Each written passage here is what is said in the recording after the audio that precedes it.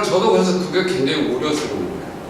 그래서 그렇게 그 민간 부분이 자유롭게 활동할 수 있는 그런 환경을 만들어 주는 것 방향으로 해서 그러면 뭐가 걸림돌인가 이런 걸 연구를 해서 정부가 그걸 제거하는 작업을 해주는 게 필수적인데 제가 볼 때는 그런 걸 하지를 않고 오히려 무슨 자꾸 정부 조직을 만들어 끌고 가려고 그러면 정부 조직이라는 속성은 그렇거든요. 정부 조직의 속성은 원칙 따져요. 뭐 예산을 뭘 잘들 썼는지 그런 것만 따집니다. 거기서 창의력이 나올 수가 없어요. 그래서 정부가 해야 될 일은 제가 볼 때는 환경을 만들어주는데 그 환경, 지금 사람들이 창의력이라든가 이런 이 자유롭게 활동할 수 있는 환경을 가로막는 거 있는 이런 것들을 제거해 주는 게 제가 볼 때는 굉장히 필요하다고 생각합니다. 네, 조영욱 교수님. 한계전 잘 들었을 때 저희들이 지금 가지고 있는 것 중에 사회통합과 관련돼서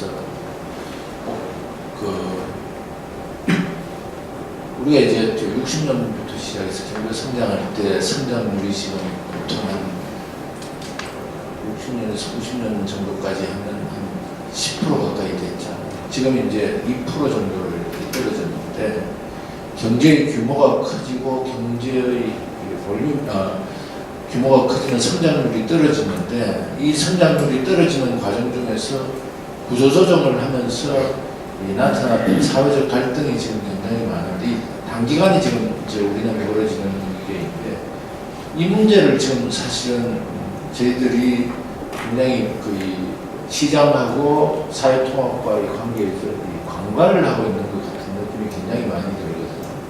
예를 들면 유럽 같은 경우는 한 1세기나 2세기 정도에서 이 과정이 전부 다 진척이 됐는데 진행이 됐는데 우린 지금 이 과정이 한 60년 정도에서 아주 짧은 기간 동안에 지금 이거가 진척이 됐는데 이 문제를 지금 해결할 수 있는 방법이 어떤 거가 있는지가 지금 오늘의 논의의 핵심 아닌가 저는 이런 생각이 지금 좀 들어서 혹시 가지고 계신 거가 있으면 좀 고맙니다. 글쎄 저는 제가 참 안타깝게 생각하는 부분이 하나 있어요.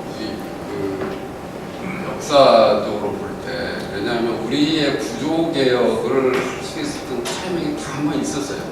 그때가 언제냐면 유엔이 났을 때.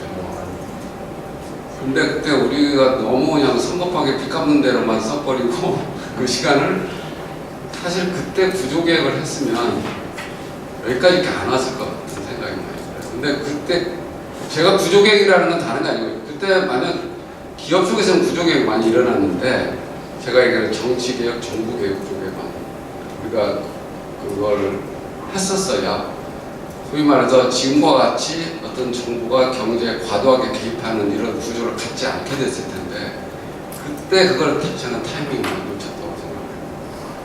지금 조 교수님께서 말씀하신 건 저도 고민이 굉장히 많이 되는 부분인데 저는 그것을 결국에 누가 풀어야 되느냐 결국 최고 정치 지도자가 풀어야 되지 않겠냐 저는 그런 생각이 들어요. 그래서 결국에 우리로 얘기하면 대통령이 어떤 생각을 갖고 있느냐에 따라 사실 우리 보면 지금까지 보면 경제 정책이 거의 다 왔다 갔다 하는 거거든요. 왜냐하면 대통령이 갖고 있는 권한이라는 게 상당합니다. 그래서 그런 권한을 그런 쪽에 써야 되지 않겠습니까? 그리고 그러려면 그런 사람이 대통령이 돼야만 우리 사회가 바뀌지 않겠는가 저는 그런 생각이 듭니다. 그래서 그건 우리뿐만 아니라 다른 나라 케이스를 많이 봐도 그런 생각이 많이 들어요. 예를 들어서 아르헨티나 케이스라든가 요즘 문제가 되는 베네수엘라라든가 그리스라든가 이렇게 보면 그 정치 수저자들이 들어와가지고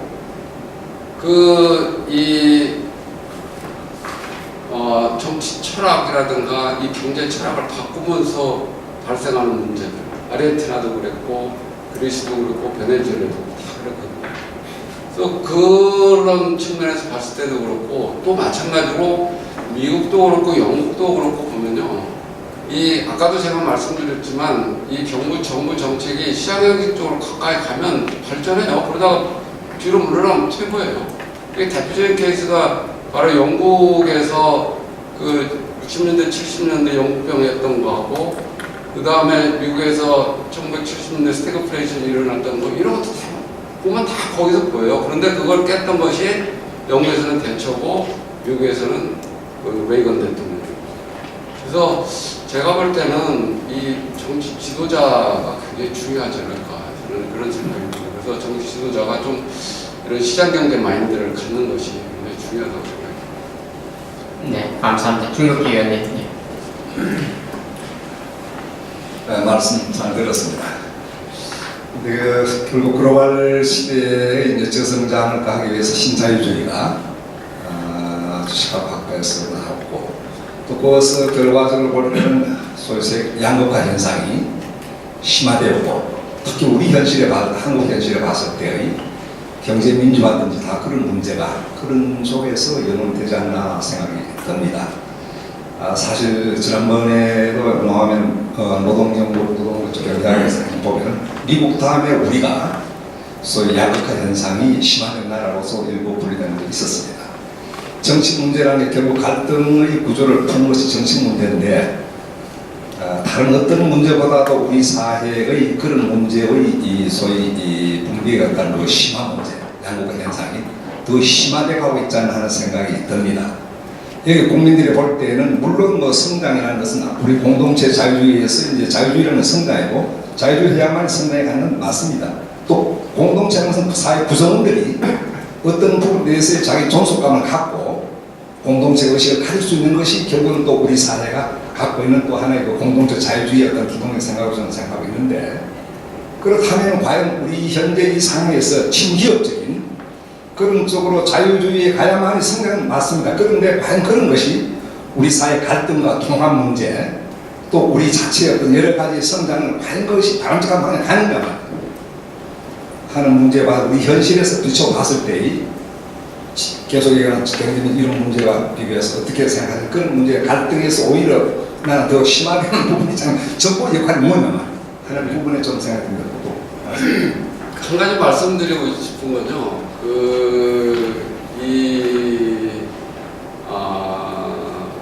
경제 우리 갈등 양극화라는 단어는 저는 잘 안 써요. 소득 불평등, 소득 격차가 좀 심해졌던 때가 언제냐면 오히려 분배 정책을 강조했던 노무현이에요. 데이터 보시면 알아요. 그리고 그러고 나서 조금씩 감소를 했다가 2008년도 글로벌 금융위기 나고 나서 좀 다시 악화됐다가 요새 조금 개선되는 기미가 이렇게 보이는 거거든요. 그리고 이론적으로도 보고 또 이 인피리컬 스터디를 해보면 경제 성장을 해야 훨씬 이 소득 격차 문제가 적어져요. 우리가 알고 있는 거하고는 좀 달라요. 오히려 그렇습니다. 그래서 그건 어떻게 설명할 수가 있냐면, 소득이 이제 경제 성장이 안 되고 일자리가 많이 안 만들어지면 자산을 갖고 있다든가 이런 사람들은, 고소득층이라든지 이런 사람들은 견뎌요.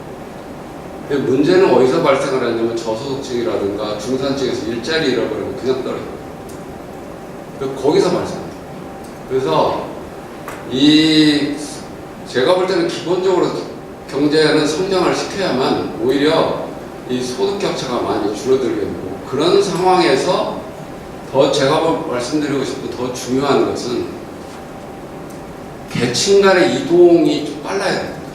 그게 더 중요해요. 이 데이터상으로 나오는 소득 격차 이건 중요한 게 아니고 계층 간의 이동이 훨씬 빨라져야 돼요. 그럼 계층 간의 이동이 빨라는 사회는 어떠냐면 자유로운 사회. 이게 오히려 정부가 개입을 많이 하는 사회는요, 자원 배분이 무엇에 이루어지느냐면 전부 연애에 의해서 이루어져요. 우리가 가장 싫어하는 소위 말해서 이 정실주의라는 것, 이런 것들이 이 정부 개입이 많은 데가 굉장히 많습니다. 해보면 거기서 일어나요. 그러면 그 관계에서 벌써 소득 격차가 훨씬 많아지고, 그게 중요한 게 아니라 그런 사회에서는 계층 간의 이동이 굉장히 느립니다. 그래서 그런 문제가 있는 거예요. 그래서 제가 말씀을 드리고자 하는 것들은 그래서 그런 사회를 만들어줘야만 성장도 되고 계층 간의 이동도 빨라지게 되고 아까도 말씀드렸지만 어느 사회든 간에 이 갈등 없는 사회는 없어요. 제가 볼 때는. 앞으로도 그럴 거고 저는 그렇게 생각해요. 문제는 어떻게 하면 그것이 좀 최소화될 수 있겠나. 이런 생각으로 제가 말씀드립니다. 네, 마지막으로 한 분만 더 질문 있으면 받겠습니다. 자세한 질의응답이 있었습니다만 오늘 학술 토론장 같이 질문이 있습니다만 자, 한 분 있으시면 손들어 주시죠. 아마 많은 분들이 공감을 한 것 같습니다. 질문이 없는 것 같습니다. 아니, 그 계층 간의 이동에 관련된 논문 같은 게 있습니까? 성장하고 계층 간의 이동에 관련된 논문. 거기 특히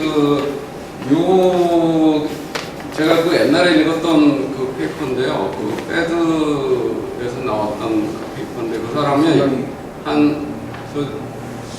그 제목은 정확하게 이제 기억을 하지는 않는데 그 사람이 한 20년, 30년간을 가계를 추적을 해봤어요. 가계를 추적을 해봤더니 미국에서 그랬더니 20년 전에 하위 20% 있던 사람들이 대부분이 중산층이라든가 고소득층입니다. 그리고 이쪽에 또 마찬가지로 고소득층에 있던 사람들도 떨어진 사람들 이렇게 있습니다. 근데 더 중요한 사실은 뭐냐면 하위 20%의 그 절대 소득, 평균 소득이 훨씬 높아요. 그 자유로운 사회일수록 이렇게 계층간 이동이 빠릅니다. 중요한 그러니까 다이내믹 분석이나 예. 아니면 스태틱 분석이나 이 차이는 거예요. 예. 그래서 저는 우리가 이제 제가 여기서 한 가지 말씀드리고 싶은 건 뭐냐면 참 오해하고 있는 개념이 또 한 가지가 있어요. 뭐가 있냐면 소득 불평등하고 부익부 빈익빈의 개념을 자꾸 이렇게 혼돈해서 많이 씁니다.